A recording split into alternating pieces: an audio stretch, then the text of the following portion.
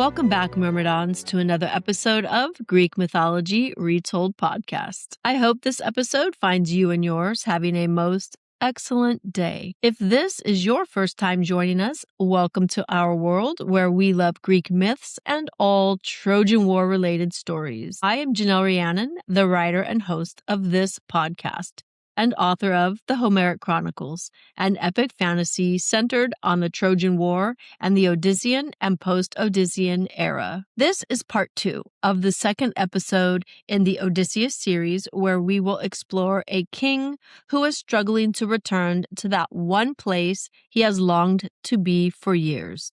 Home. The next leg of Odysseus's journey takes him to the Underworld, where he has a breakthrough moment because it is the first place that he can't fight, raid, seduce, deceive, command, or muscle his way through the problem. He has to stand before the dead and listen. The Underworld experience takes on a new perspective if we are reading him as a veteran struggling with war and guilt and his return. In the Underworld, Odysseus is forced to look directly at the cost of everything that he has survived.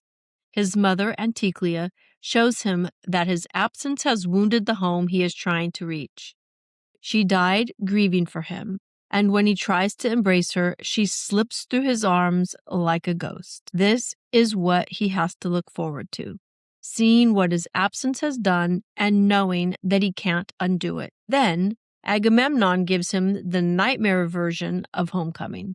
Agamemnon survived Troy, crossed the sea, reached his home, only to be murdered by Clytemnestra and Aegisthus. So the Underworld message isn't telling Odysseus, go home. It plants the idea that home itself might be dangerous. The man who survives war may not be welcomed by the world that he left behind. And then Achilles breaks the heroic code completely. Odysseus tries to comfort him by saying he rules among the dead, but Achilles rejects that consolation. He says that he would rather be a poor farmhand alive than lord over all these shadowy dead. This is Achilles, the greatest warrior of the age, the man who chose glory over long life, saying from beyond the grave that glory was not enough. That had to shake Odysseus up. Everything these men were taught about war around the campfires and hearths as they were growing up, honor, fame, spoils, song, is called into question by the dead themselves. Achilles doesn't even ask about his own glory. He asks about his son, Neoptolemus. He longs for his father Peleus. Achilles says that he is of no use to those he loves because he can't help them now that he is dead. So, the Underworld forces Odysseus to confront the truth that war doesn't end when the fighting stops. It follows men into their homes, into their families, into their memories, and even into the afterlife. By the time Odysseus leaves the Underworld, he has not simply received prophecy. He has been forced to look death, regret, failed homecoming, and broken glory in the face. By the time Odysseus reaches Calypso's island, he is no longer a man just delayed on his way home. He is the sole survivor. Every ship is gone.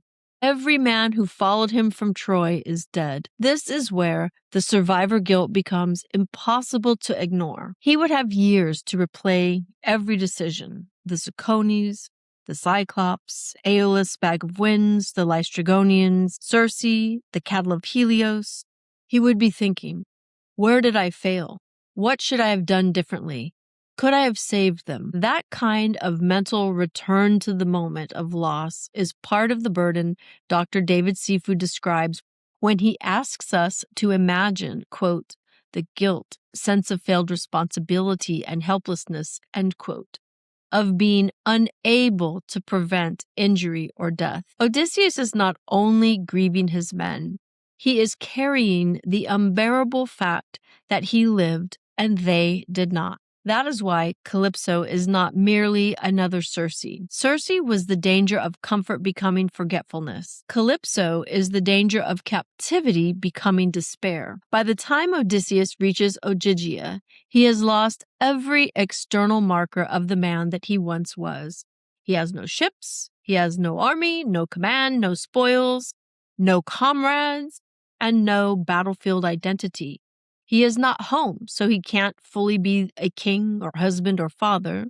But he's no longer at war either, so he can't be the commander, the raider, the strategist, the hero who mattered at Troy. He exists in between identities, trapped on an island with a goddess who desires him but can't restore him to himself. And the reversal is brutal for Odysseus. In the Iliad, he is the man in control. He is the one who goes on the night raids, he takes prisoners, interrogates enemies, kills sleeping men, and returns to camp with blood on his hands and honor attached to his name.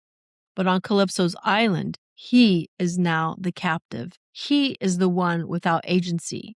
He is the one whose body is wanted while his will is ignored. He has lost command not only of his men, because they're dead, but also he's lost command of himself. This is why the Odysseus we see with Calypso is immobilized by despair. The Odysseus of Troy might have thrown himself into the sea and dared the gods to stop him. But this Odysseus has been worn down by 20 years of war and wandering and grief, and he has suffered substantial loss. He is no longer a man of action and honor. So if the Cyclops episode shows Odysseus reaching back toward the identity that war gave him, Circe shows him numbing himself through comfort and suspended time. Calypso shows what happens when that identity collapses. He is hidden from the world, erased from his own story, and reduced to longing. He needs release, and he can't achieve that release alone. The gods have to intervene because Odysseus, for once, can't find the strength to cunning his way off of the island. By the time Odysseus returns to Ithaca, he is not the same man who sailed to Troy 20 years earlier. He has been through 10 years of war, raids, ambushes, slaughter, command loss, and 10 more years of wandering, temptations, grief, captivity, and now finally survival. He has been the man who led night raids with Diomedes, the man who sacked Troy, the man who blinded the Cyclops, and who lost ship after ship and crew after crew until he alone remained. By Calypso's island, he has lost almost every external marker of power that he once had. He has no army, no ships, no spoils, and no comrades, and no command. He is sole survivor. He is alive, but he is stripped down to just his memory. And before he ever reaches Ithaca, the Underworld has already poisoned the idea of homecoming. Agamemnon tells of the nightmare version of Nostos. A man can survive Troy, cross the sea and reach his house, and still be murdered at his hearth. He tells Odysseus that no woman is safe. Agamemnon's warning is bitter, even misogynistic, because he has been betrayed, but his words find purchase. This teaches Odysseus that homecoming can't be trusted. He can't simply walk through the doors as a husband and a father and king with his arms wide open. He has to test the house. He has to watch. He has to hide himself. So when Odysseus returns in disguise, that is not just a strategy. It is the behavior of a man who has learned that home might be dangerous, and instead of peace, that he might find betrayal. That is what makes the Ithaca section of his story so tragic. Odysseus has spent the entire poem trying to get home, but when he finally arrives, home doesn't offer peace. His house has become occupied territory. The suitors have consumed his wealth and dishonored his household, pressured his wife, threatened his son, and plotted his son's murder. Odysseus can't return as Penelope's husband or Telemachus's father, just walk in and resume his roles. He has to return as an infiltrator, the strategist, the killer, the very skills that war has carved into him. These are the skills that Ithaca now demands. He comes home for peace, but his enemies have brought him war. Yeah, I snuck in a little Red Rising. If you know, you know. That is the brutal irony of Odysseus' homecoming. If he had returned with 12 ships and hundreds of hardened veterans, the suitors likely would have scattered because they aren't warriors. They were too young to go to Troy. They were the boys that war and their fathers left behind. But Odysseus returns alone. All the power he should have brought from Troy is gone. No army stands behind him. No comrades surround him. No spoils announce his victory. He has only his body, his mind, his son, a few loyal servants, and the old war-honed cunning that kept him alive. So, in order to reclaim the domestic world, he has to reactivate the warrior self. The man who has been broken by war must become useful through war once again. And this is where Telemachus becomes so important. Their reunion is deeply moving because Odysseus doesn't only regain a son, Telemachus regains the father he never knew. Odysseus also brings Telemachus into violence. Telemachus is no longer a child. He is around 20, bearded, publicly recognized, already trying to step into adult male status. But he is untested in war. He has been humiliated in his own house, mocked by the suitors, threatened, and forced to watch his mother besieged. So when Odysseus returns, he gives Telemachus something he has been denied for years, the power to act. But that power comes through blood. The slaughter of the suitors may be justified within the moral world of the Bronze Age. The suitors have violated Xenia, plotted murder, and devoured his father's house. But what happens after the battle is harder to look away from. Once the suitors are dead, the violence continues. The disloyal women are forced to clean the blood and filth from the hall before they are taken out and killed. Odysseus orders their death, but Telemachus chooses the method. He refuses to give them what he calls a clean death. He hangs them. And Melanthius is mutilated, nose, ears, genitals, hands, and feet cut off. This is punishment and humiliation. This is rage scored into bodies, and that reaches beyond justice. Odysseus restores his home through blood. Rather than being initiated into manhood through peace, counsel, or inheritance, Telemachus becomes a man through slaughter and punishment. His rage is understandable. He has lived for years under the shadow of men who wanted his house, his mother, his inheritance, and eventually his life. But understandable doesn't mean untouched by darkness. When Odysseus brings his son into the work of reclaiming Ithaca, he also brings him into the strategy and logic of war. Odysseus's homecoming requires the very violence that he has been trying for years to survive. He has learned from Achilles that glory was not enough. He's learned from Agamemnon that home can betray you. He has learned from Calypso what it means to lose agency and disappear from your own life. And yet, when he reaches Ithaca, he can't lay the warrior down. Ithaca demands the warrior. His house can only be reclaimed by the man that Troy carved through violence into being a killer. That is the tragedy. Odysseus comes home changed by war, but home is changed too.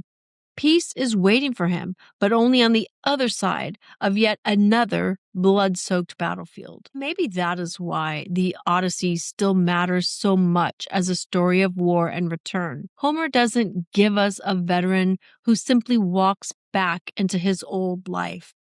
Odysseus comes home carrying war in his body, in his instincts and his suspicions, in his need for disguise, in his capacity for violence, and in the way that he teaches his son what restored authority looks like. The suitors are dead. The house is his, but the cost of war has entered the home. And that prompts the deeper, uncomfortable question: can the warrior who returns home ever be the man he was before? After the slaughter, the bed test is significant because it's the first real possibility of healing. Penelope doesn't accept Odysseus because he's killed off all of the offending suitors, but the violence he used to take his home back cannot restore the marriage. So she tests him with the one thing only her husband would know: the bed rooted in the living olive tree post. And Odysseus's anger that it has been cut free and that it could be moved tells us how much that bed means, because it's not just a piece of furniture. It's the symbol of the life that he thought he was coming home to: marriage, fatherhood, kingship, and the man that he was before Troy. If the bed had been moved, then home itself had been severed from its roots, and he would be utterly lost. This is where Dr. Sifu's idea of communal healing matters. War doesn't just wound the soldier. It radiates outward into the spouse and the child, the household, and the community. Odysseus' suffering has shaped Penelope's 20 years of endurance and Telemachus' fatherless coming of age. Penelope hasn't merely waited, she has held Ithaca together. She needs to know whether the man before her is still connected to the shared life that they built before he left, and whether or not just the warrior has come home. And that is why the bed is such a powerful symbol of hope. Odysseus doesn't prove himself here through violence, but rather through memory as he reaches for hope. He remembers the olive tree post, the secret of their bed, the thing that he made with his own hands before war took him away, the thing he crafted for a life when only brightness filled his mind. For a moment, the warrior gives way to the husband, the man who spent years surviving through his cunning, through bloodshed, is recognized through something domestic and soft, something alive. What Penelope offers Odysseus is the first safe place he's known in 20 years. If anyone could hold him, trace the scars with a gentle, steady hand, it would be her. Only she would know which scars were his before and after the war, and all his scars would be their scars. As Dr. Sifu said, quote, "The warrior's healing is their healing. His growth is their growth, and at the same time, their growth is his growth." End quote. In this way, the symbol of the bed is everything. It offers the first fragile sign that healing might be possible, not just for Odysseus alone, but for Penelope and Telemachus and the wounded house of Ithaca and his kingdom. But Odysseus' story is not finished. He has been translated as the man of twists and turns, and as a complicated man, and he does grow restless. And that is the topic of the third episode in the Odysseus series. As always, I thank you for listening and supporting Greek Mythology Retold podcast. Please give a like or rating on your podcast platform, and feel free to reach out on social media with any comments or questions that you might have. I love to hear from you. That's it for now, so drink your wine and be merry, Myrmidons.